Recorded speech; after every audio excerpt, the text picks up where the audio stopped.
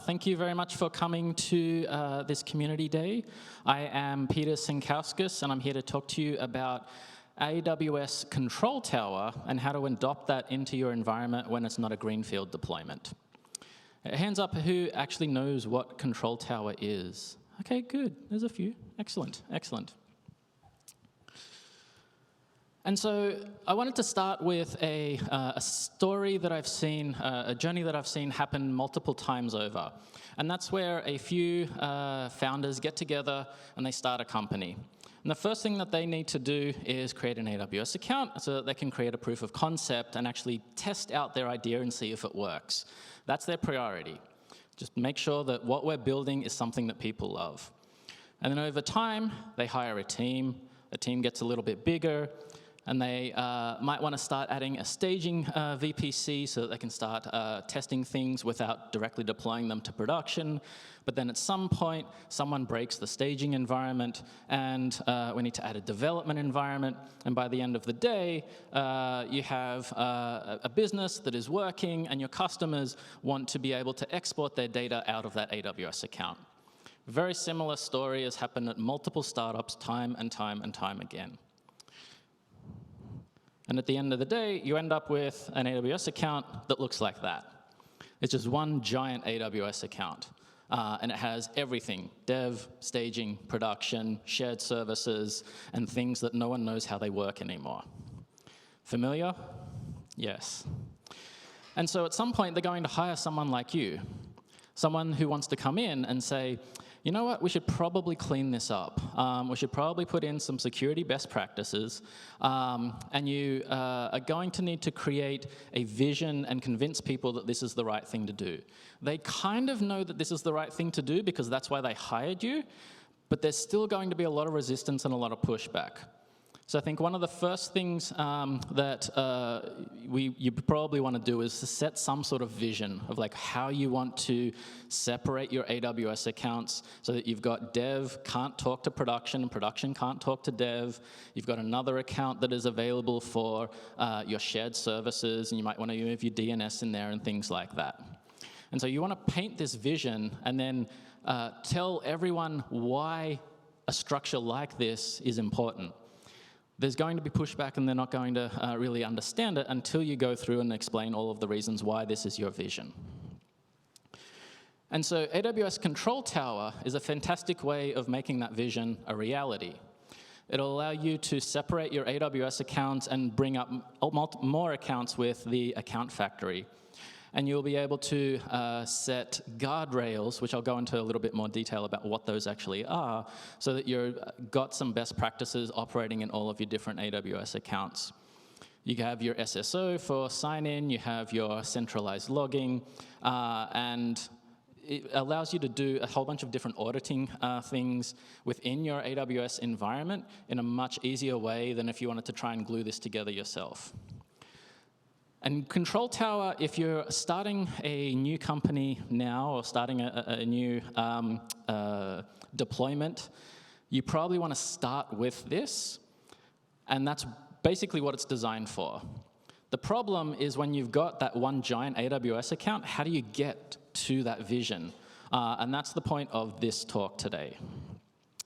And so what I'm going to tell you is not necessarily advice, like please don't go and follow this blindly. You'll need to find what works for you. I'm just going to tell you about what it is that we're planning on doing and some of the things that we have in fact already done. And so we created a brand new AWS account. This brand new AWS account, when you create your Control Tower landing zone, this becomes your management account. And basically you don't want anything else in this account.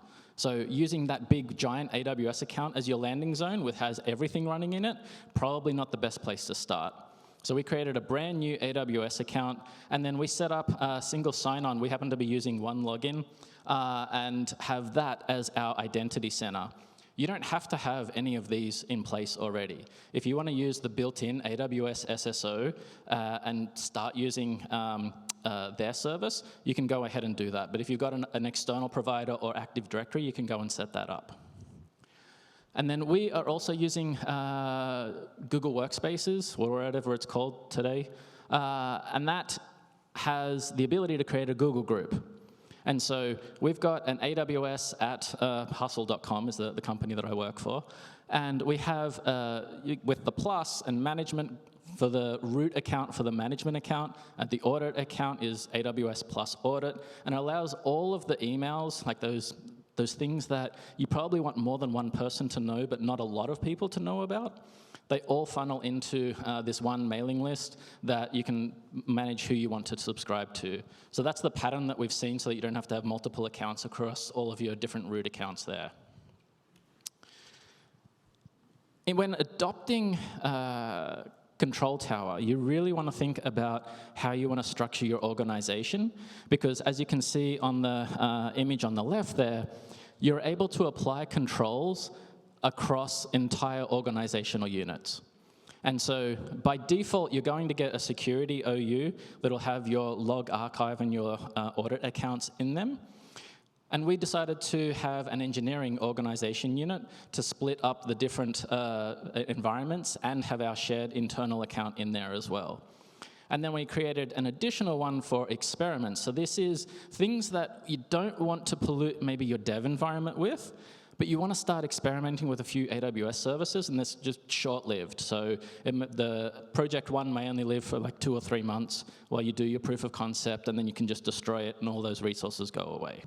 But you want to think about this structure, because as you're rolling out the different Control Tower options, you'll want to do that across the OUs.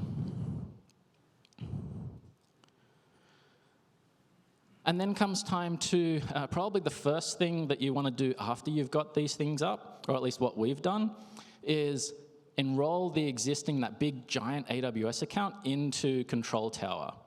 Now, when you enroll that, there's a few prerequisites that you need to follow, and all these slides will be available after the talk. But there's a few prerequisites that you want to go through. First of all, you need to make sure that that AWS account isn't part of an AWS organization. So you need to remove any organization membership that was in there. You need to temporarily disable AWS config to be able to enable that, because Control Tower will take over all of the management of config. And then you'll need to create this AWS Control Tower execution role. And when you import this or enroll this into your Control Tower landing zone, things are going to break. So you'll need to prepare your team for things to break. And then it'll change the way that they're working. So you'll need to prepare the team for all of these things. But this is the first lightweight change that we rolled out across the company.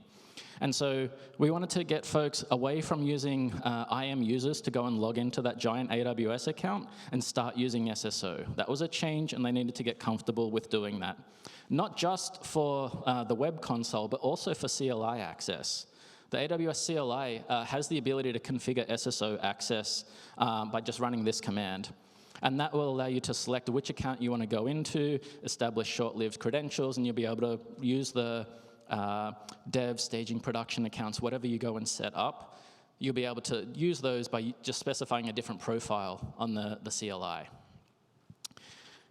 If you've got reserved instances or savings plans in that big monolithic AWS account, that legacy account, when it comes time to renew them, you want to start buying those in your management account and spread them across your entire organization.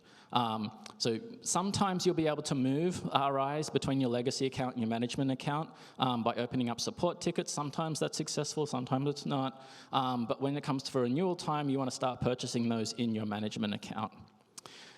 And then on that train of removing IAM users and starting to get folks over to using your SSO, you'll also want to be doing things like changing your CI/CD, like build pipeline, to be using the OIDC credentials. And just go and Google that with the word GitHub next to it, and you'll get a whole example about how to do that. One of the main benefits of Control Tower are guardrails. And when I heard about this, I'm like, what is a guardrail? Like, what does that really mean? There isn't an AWS guardrail service. Like, what is this? And basically, there are 3 different types. A detective guardrail is really just AWS config with a specific rule. And there are over 300 different controls here. So a detective one uses config. A preventive one implements a service control policy that applies against an AWS account. And the service control policy will say, please deny this API call and this one under these conditions. And so when someone tries to do something in an AWS account, it will fail at the API level, and it'll be prevented. And then proactive guardrails are where a whole CloudFormation stack will come up and go and implement something within that AWS account. And so there's a lot of these. So you want to start customizing and picking which ones are appropriate for your environment, which ones you want to ignore, and select those out, probably before you start creating more and more accounts. There's no strong reason that you have to do it before, but that's what we did. We just sort of did some customization there. And then with the next AWS account to bring up, we decided to bring up the shared internal AWS account. We didn't start with dev, and we certainly didn't start with production. We started with the shared internal account. And the reason for that is because a lot of those shared services are going to be used across dev, staging, and production.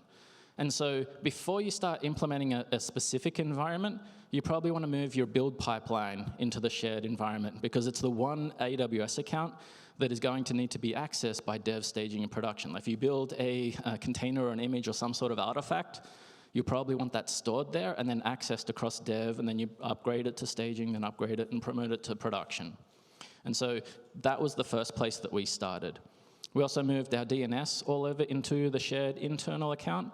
And this is also a point where if it's more than just you on the team, you're giving the chance for the team to get comfortable and familiar with writing cross-account IAM policies and roles.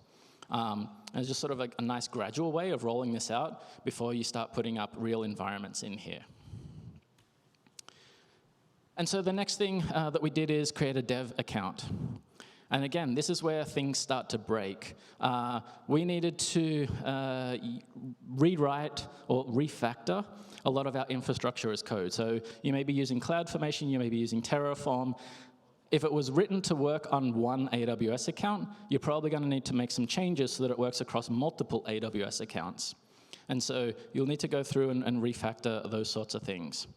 And you have a choice of continuing to roll out your CloudFormation changes, your Terraform changes, the same as you are today by directly accessing the AWS account. Or you can do it through the account factory and have AFC or AFT, if you're a Terraform shop, go and run these whenever account factory goes and spins up an AWS account. When a new AWS account is brought up, all of those config rules that you configured are automatically applied, and then you can have these other customizations run as the account is brought up. So you have a choice. You can have Control Tower do it, or you can continue to do it the way you've already been doing it. One thing that I really don't like about Control Tower is that default VPC that it creates. I shouldn't have called it a default VPC, because it actually goes and deletes the default VPC in Control Tower and then goes and creates this one. And the structure of it is not like anything that I found a good use for. And so if you want to disable the creation of this, you can either set this maximum private subnets to 0 or deselect the regions, or do both if you want. And that will prevent Account Factory from creating that VPC for you, and then you'll be able to manage it just the way that you already do. So after dev, next step, obvious, is staging. And then staging should be relatively easy, at least it was for us, after we're getting the dev environment up. Production, less so. And so if you're the type of company that can have downtime, and you can have a scheduled maintenance window, that is by far the easiest thing to do. If you have to have 0 downtime, there are 2 things that are found to be the hardest parts of doing a 0 downtime migration between one AWS account and another AWS account. And the first one is that data. So you'll need to figure out, if you're using RDS and you need to replicate that data between accounts, you'll need a seamless way of doing that, making sure that's all in sync before you do the cutover. And the other thing that I'll say is don't rely on DNS to do this cutover. You may switch your DNS and think, great, now everyone's on the new production account. Like that's going to live for a long time in ways that you don't necessarily expect. And so you probably want to do things that you have visibility in within your AWS account. So if you're using elastic load balancers, or application load balancers, or API gateways, these are much easier ways of switching between where traffic is going. So maybe you set up a load balancer in front that points to your old AWS account initially, and then points to the new one once the data is synchronously replicated over. But this is something that needs to be planned out pretty well. So after you've got your dev, staging, and production accounts in there, now you've got some cleanup work to do on that legacy account. What you can do is, remember I was talking about those preventive guardrails? Or they're just service control policies? Those service control policies can now be applied to your legacy account to help prevent new things from happening in your legacy account.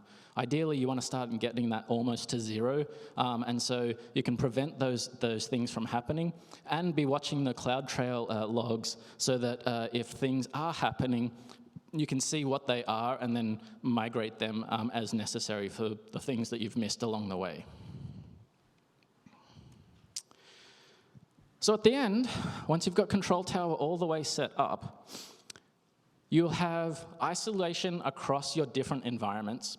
And you won't need to be, it gives you the option to be lazy with your IAM policies. You won't need to say, all right, this VPC and the services in that can't talk to these other services because it's all in one AWS account. You can just be lazy and just say, whatever policy that you define, you know that it's not going to jump across AWS accounts. And so it gives you the ability to not complexify all of your IAM policies as you're writing them. Your billing team or accounting team will love that there is now billing separation across dev, staging, and production. So if they want to account for R&D costs separately, they can go and do that. And then as you're removing all of these IAM users, you won't have any long-lived credentials on laptops anymore. That's one of the really nice things about using the AWS CLI with config SSO, is that it will open up a browser, you click the button, you get your credentials, and they're short-lived. There's no more access keys and secrets living on laptops because that's the only way that you can access production anymore. Much better way of doing it. And so after you've got this setup all in place, there's a couple of next steps that you may want to do. Enabling IAM Access Analyzer, Guard Duty, and Secret Hub, there's a great video that I've got the link to up the top there. They'll explain how to go and do those. So all of those operations that you get from Guard Duty and Security Hub, you want to deploy them from the management account, and they're going to view them from the audit account. Very nice way of sort of doing that. And so just a couple of tips as you go through these. You really want to break this whole process down into separate phases. This is not a fast thing that you can just roll out. It could take a year to actually do this full migration. And you've seen like the number of things that can break along the way, and you're probably already thinking about, yeah, that thing's going to break too.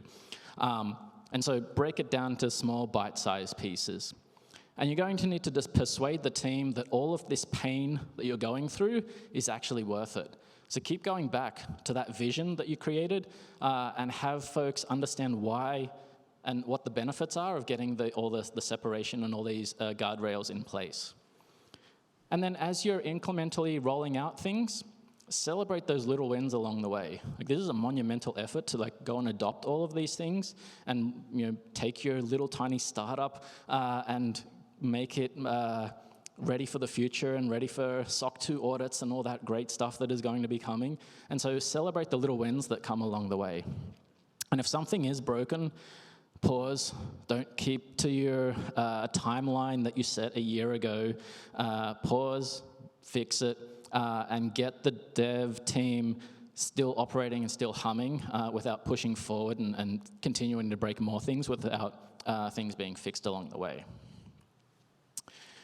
And so thank you, everyone. The slides, as I said, are available online. And this is also where you will find the results from the 2023 AWS, or Answers for AWS survey that was run, that tell you what are the most popular services, which ones are the least loved services that AWS has. So please go and check that out. So thank you, and just wanted to leave you with a couple of resources. And I think we've got about 5 minutes left for Q&A if anyone has one. So thank you.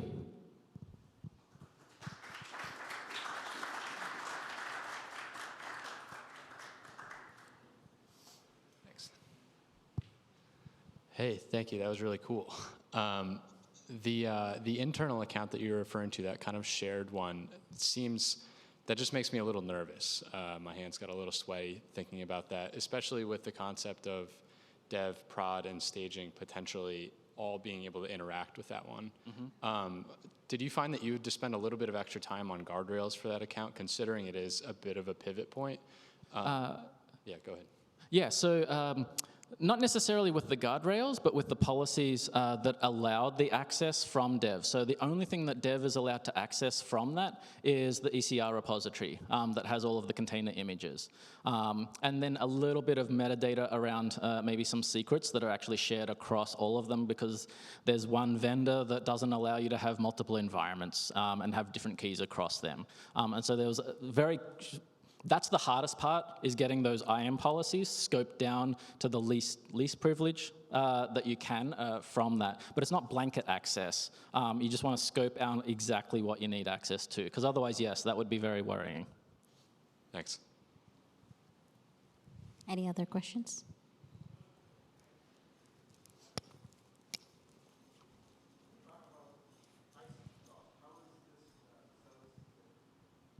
Sorry, the question was on pricing and how is it priced. These are, if you were in Corey's talk, these are the taxes that you pay. And so config and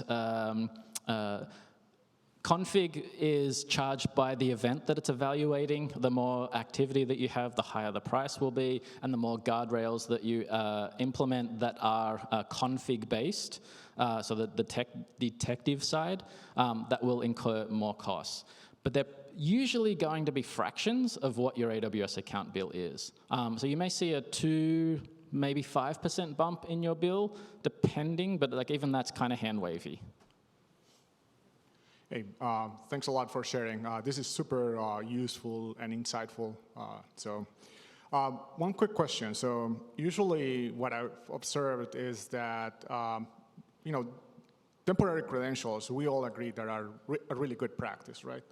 But that for developer workflows, that often becomes a little bit of a friction point. So do you have any recommendations on, how to deal with that, how to talk to developers and what have you?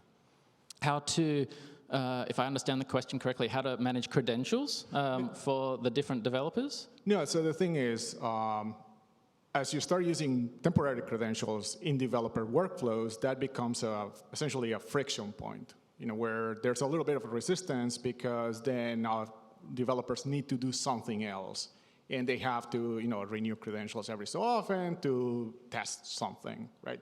And so that friction point also becomes a sticky point for adoption. So any recommendations with respect to that? Yeah, so you'll have the ability in the IAM center to be able to extend the duration of those temporary credentials that happen. So by default, I think it's an hour. That can definitely be frustrating for your dev team. You may want to extend that to 12 hours so that it only happens once a day. And that way you only have to log in, whether that's through the web console or through the CLI, you'll only have to log in once a day. That certainly helps and goes a long way. Like once a day is like it's a bit annoying, but it's not too bad. That definitely helps. Other things, I think you probably want to dig into the deeper details of like what is the thing that they're doing. I can't give a general answer to that one, sorry.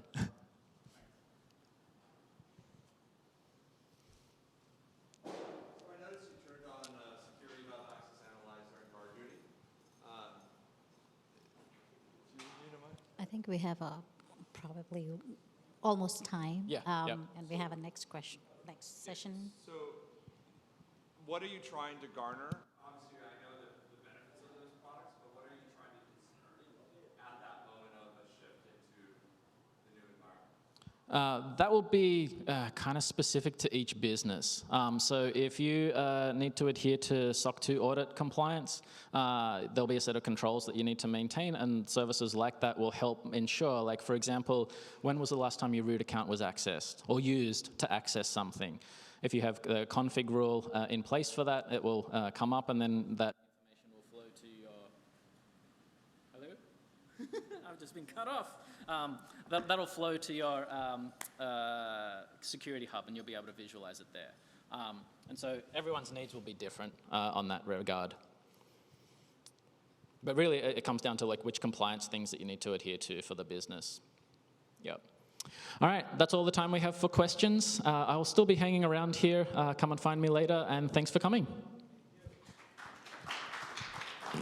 Thank you.